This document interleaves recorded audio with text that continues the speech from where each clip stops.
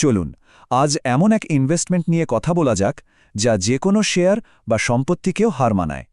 এমন একটা সম্পদ যা চাইলেও কেউ কেড়ে নিতে পারে না, আর যার রিটার্ন সারা জীবন ধরে পাওয়া যায়। চলুন খুঁজে বের করি আমাদের জীবনের সেই সবচেয়ে দামি সম্পদটা আসলে কী। আমাদের এই আলোচনার অনুপ্রেরণা কিন্তু এসছে সুপো ক্যারিয়ার থেকে, এমন একটা জায়গা যারা এই ধারণায় বিশ্বাস করে যে জ্ঞান আর ব্যক্তিগত উন্নতি আসলে হাতে হাত রেখে চলে। চলুন তো একটা খুব সহজ কিন্তু বেশ গভীর প্রশ্ন দিয়ে শুরু করি, কেমন? জীবনের সবচেয়ে মূল্যবান সম্পদ আসলে কোনটা? ব্যাংক ব্যালেন্স, ভালো একটা চাকরি, নাকি অন্য কিছু? তো এই প্রথম ধাপে আমরা খুঁজে বের করার চেষ্টা করব ঠিক কোন জিনিসটা আমাদের জীবনের সবচাইতে নিরাপদ আর শক্তিশালী বিনিয়োগ। দেখুন, আমাদের সম্পদকে না দুই ভাগে ভাগ করা যায়। একদিকে আছে বাইরের সম্পদ, টাকা পয়সা, চাকরি, সামাজিক সম্মান। এগুলো অবশ্যই দরকারি, কিন্তু দেখুন এগুলো যে কোনো সময় চলেও যেতে পারে। আর অন্যদিকে আছে আমাদের ভেতরের সম্পদ, আমাদের মন, দক্ষতা, অভ্যাস আর বিশ্বাস। পরিস্থিতি যেমনই হোক না কেন, এগুলো কিন্তু সব সময় আমাদের সাথেই থাকে। আর এখানে কিন্তু আসল ব্যাপারটা লুকিয়ে আছে। আমাদের ভেতরের জগতের কোয়ালিটি ঠিক করে দেয় যে আমাদের বাইরের জগৎটা কেমন হবে। মানে নিজের ওপর কাজ করাটা কোনো লাক্সারি না, বরং বড় কোনো সাফল্য পাওয়ার জন্য এটা একটা প্রথম শর্ত।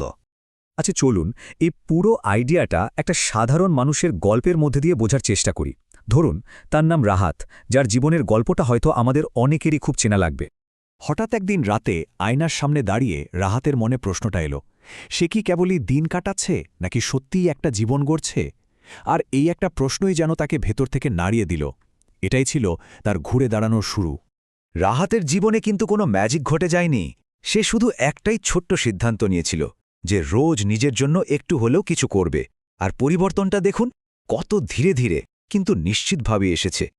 1 মাস পর তার কথা বলার ধরনে একটা বদল এলো।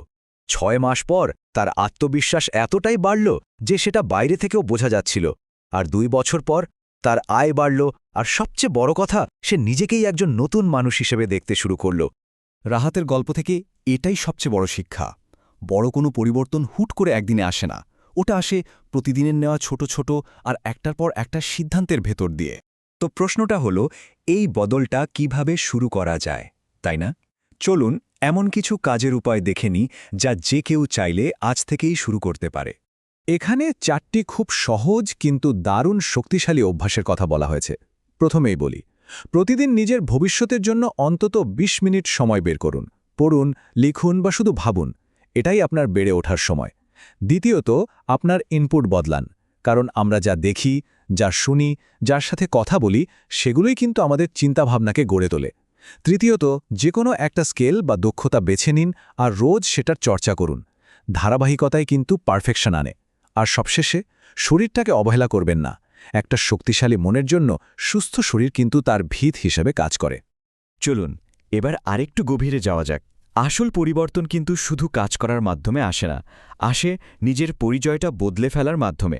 এর মানে হলো শুধু লক্ষ্যের পেছনে না ছুটে এমন একজন মানুষ হয়ে ওঠার চেষ্টা করা যার কাছে ওই লক্ষ্যটা পাওয়াটাই একটা স্বাভাবিক ব্যাপার। বিশ্বাস করুন, এটা কিন্তু অবিশ্বাস্য রকম শক্তিশালী একটা চিন্তা। ব্যাপারটা এমন, আমি আরও বই পড়তে চাই এইভাবে না ভেবে ভাবা শুরু করুন যে আমি একজন পাঠক। যখন নিজের পরিচয়টাই বদলে যায়, তখন সেই পরিচয়ের সাথে মানানসই কাজগুলো করা অনেক বেশি সহজ হয়ে যায়। আর এটাই কিন্তু দিনের শেষের সত্যিটা। জীবন সবসময় আমাদের চাওয়াটা দেয় না, জীবন প্রায় সেটারই প্রতিফলন ঘটায় যা আমরা নিজে হয়ে উঠেছি। মানে আমাদের ভেতরের পৃথিবীটাই আমাদের বাইরের পৃথিবীকে গড়ে তোলে। আমরা আমাদের আলোচনার প্রায় শেষ দিকে চলে এসেছি। এই অংশটা হলো নিজের ভেতরের সেই ডাকটা শোনার একটা চেষ্টা। এপিজে আব্দুল কালামের শেখার খিদে, অপ্রা উইনফ্রের ঘুরে দাঁড়ানোর ক্ষমতা, বা জ্যাক মায়ের বারবার ব্যর্থ হওয়ার পরও লেগে থাকা। এদের সবার মধ্যে একটা জিনিস কিন্তু কমন ছিল, তারা পরিস্থিতিকে নিজেদের পরিচয় ঠিক করতে দেননি। তারা নিজেদের উপর বিনিয়োগ করাটা কখনোই থামাননি।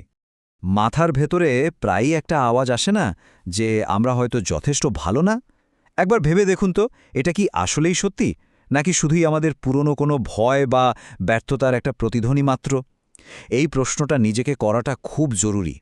একটা কথা মনে রাখা দরকার, খুব সহজ কিন্তু ভীষণ শক্তিশালী। অপেক্ষা করার জন্য কিন্তু আমাদের জন্ম হয়নি, বা ভেঙে পড়ে থাকার জন্য না।